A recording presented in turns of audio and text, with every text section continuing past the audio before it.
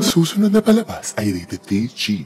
May mga masaselang tema ng panghusga, pangungutya, diskriminasyon, abuso, pagpapabaya sa kalusugan, karahasan at mga lengguwaheng di pamilyar at di naangkop sa kasalukuyan.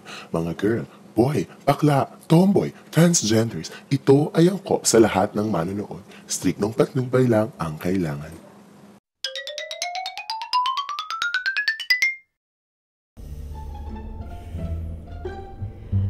Kapag kailangan gumamit ng toilet pag nasa mall tayo or nasa restaurant, sinasabi nila na pag lalaki ka, dapat dito.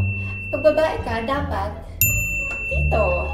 Pero kami mga transgender people, saan ba dapat kami mag-CR?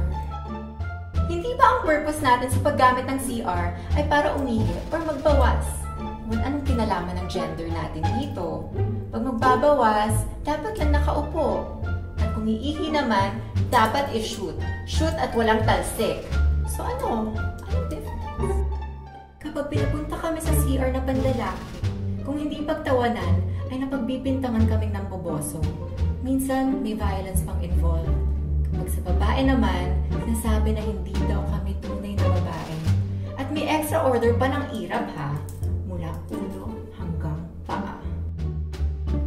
Hindi issue ang gender sa pag-CR.